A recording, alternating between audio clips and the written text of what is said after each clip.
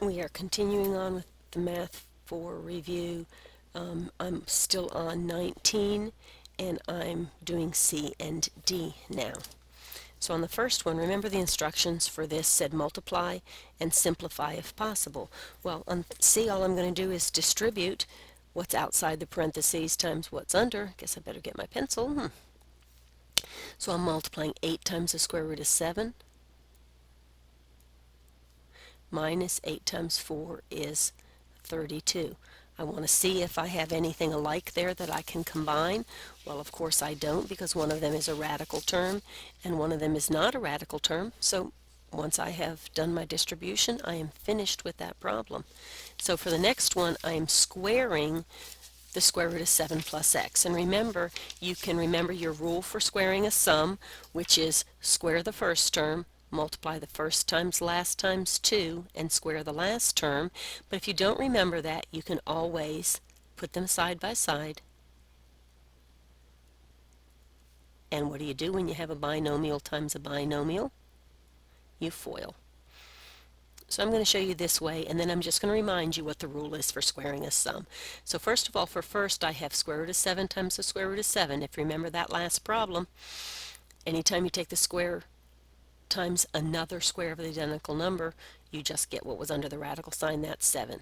That came from the square root of 7 times the square root of 7 is the square root of 49, and the square root of 49 is 7. That was first. Outer is the square root of 7 times x, so I have plus the square root of 7 times x.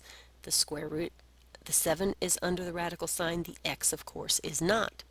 Plus inner, I have x times the square root of 7, so again I'm going to put the square root of 7 first, times x, and last, x times x is x squared. So now let's collect our like terms. I have two identical factors here, plus the square root of 7 times x and the square root of 7 times x, so that means I had two of those, so my 7 is still there, plus 2 times the square root of 7x plus x squared. And is that the proper form for that to be in? Well, of course not, because we like to leave our answers in descending order of powers. So that would be x squared plus 2 times the square root of 7x plus 7. That's our final answer for that. But let me go back and remind you how to do that as squaring a sum. So let me rewrite it. I have the square root of 7. That was not the square root of 7, was it?